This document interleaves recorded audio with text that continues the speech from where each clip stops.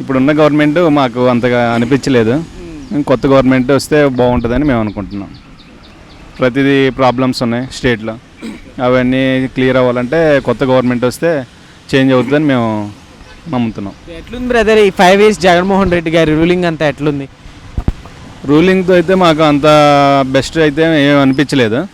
అయితే మా ఒపీనియన్ ఏంటంటే ఇప్పటికంటే లాస్ట్ గవర్నమెంట్ బెటర్ అనిపించింది. అందుకని గవర్నమెంట్ చేంజ్ అవుతుందని మేము ఆశిస్తున్నాం. మళ్ళీ అంటే సంక్షేమ పథకాలు ఇవన్నీ ఇప్పుడు సంక్షేమ పథకాలు ఇచ్చారు, అట్లనే అమ్మఒడి ఈ పథకాలన్నీ చాలా యూస్ అని అంటున్నారు కదా పిల్లలకి. ఇప్పుడు స్కూళ్ళల్లో ఉండే వాళ్ళకి ట్యాబ్లు కావచ్చు ఎడ్యుకేషన్ పరంగా, సో అట్లానే ఇప్పుడు వాలంటరీ వ్యవస్థ, సో ఇవన్నీ ఎట్లున్నాయి? అలానే 3 రాజధానులు చేస్తామంటున్నారు, అట్లానే ఇప్పుడు వైజాగ్ తీసుకొచ్చారు. సో ఏం చెప్తారు? అంటే అవి మామూలుగా చెబుతున్నారనే కానీ అంతకైతే ఎవరికి యూజ్ అయితే లేదు. దానివల్ల చాలా స్ట్రగుల్ అయ్యే వాళ్ళు కూడా పేరెంట్స్ కూడా ఉన్నారు. నా ఒపీనియన్ ఏంటంటే వాటి వల్ల అయితే స్టేట్కి అంత యూజ్ అని ఏం లేదు అనిపించట్లేదు. మీరేం చెప్తారు? గవర్నమెంట్ చేంజ్ అయితే బాగుండు అనిపిస్తుంది. ఎందుకంటే ఇప్పుడు మీరు అన్నట్టుగా కొన్ని పథకాలు వస్తున్నాయి కానీ అవి కొంతమందికి యూజ్ అవుతున్నాయి. అందరు ఇప్పుడు నిరుద్యోగులు అనేది చాలా ఉంది, నిరుద్యోగ సమస్య అనేది చాలా ఉంది. మనకేందంటే రాజధాని లేని రాష్ట్రం అయిపోయింది ఇప్పుడు ఏపీ అన్నమాట. ఇప్పుడు మనకి ప్రతి ఒక్కరు ఏంటంటే ఇక్కడ తెలంగాణలో వచ్చి జాబ్ చూసుకొని బ్రతికే పరిస్థితి అనేది ఏపీలో ఏర్పడింది. సో దానివల్ల దానికి జగన్ గారు అనేది ఏమీ పెద్దగా సపోర్టుగా లేదు. ఇప్పుడు నిరుద్యోగులకు అనేది పెద్దగా సపోర్ట్ అయితే ఏమీ లేదు.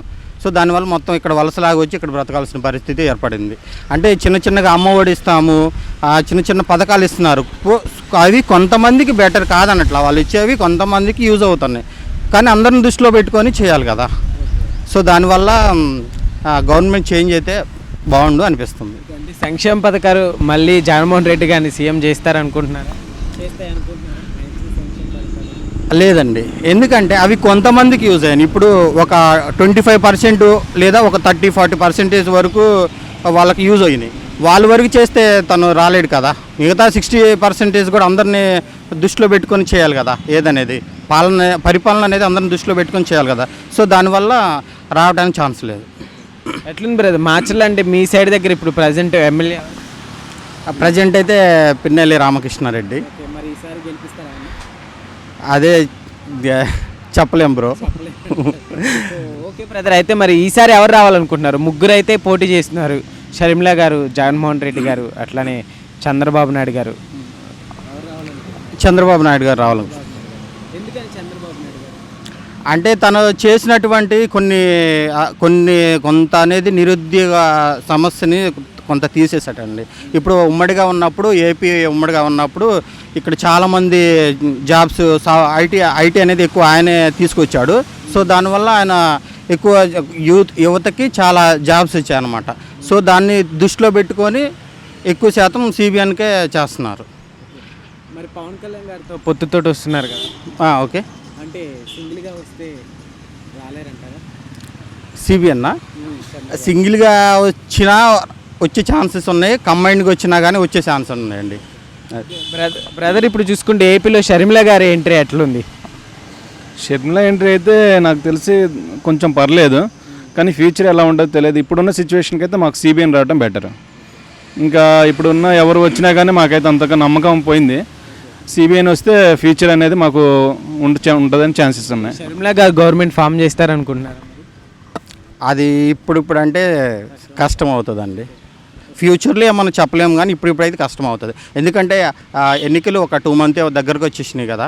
ఇప్పుడు అంటే అది చాలా కష్టం అవుతుంది. సో ఉన్నట్లలో సిబిఎన్నే చంద్రబాబు నాయుడు రావడానికి ఎక్కువ ఛాన్సెస్ ఉన్నాయి. అయితే మరి చాలామంది ఇప్పుడు చంద్రబాబు నాయుడు గారిని గెలిపిస్తే ప్రతి ఇంట్లో చంద్రముఖిని పెట్టుకున్నట్లే అని కూడా అంటున్నారు కదా, ఏం చెప్తారు? అట్లా ఏమి ఉండదన్న. చాలా వరకు బెటర్ పరిపాలన అనేది చంద్రబాబు నాయుడు గారు ఇస్తారన్నమాట. చాలా వరకు ఇక్కడ ఇదేంటంటే చాలా ఇంకా అరాచకమైన విధంగా చాలా నెగిటివ్ వచ్చేసింది అన్న.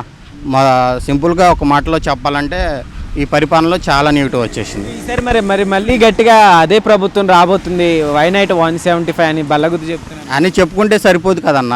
అది మనకు వచ్చిన తర్వాత రిజల్ట్ తెలుస్తుంది. ఇప్పుడు 175 అని చెప్పుకుంటే ఎట్లా అవుతుంది? మన రిజల్ట్ చూసిన తర్వాత అర్థమవుతుంది. అది ప్రజల్లోకి వస్తే ప్రజల యొక్క రిజల్ట్ని బట్టి మనం చెప్తుంది. మనం చెప్పుకోవడానికి ఎన్నో చెప్పుకుంటాం కాదు కదా. అది ఇప్పుడు పవన్ కళ్యాణ్ గారు లాస్ట్ టైం ఓడిపోవడం జరిగింది కదా, సో మరి ఈసారి మరి మళ్ళీ అసెంబ్లీకి వెళ్తారనుకుంటున్నారు? ఈసారి ఖచ్చితంగా వెళ్తారు భయ్య.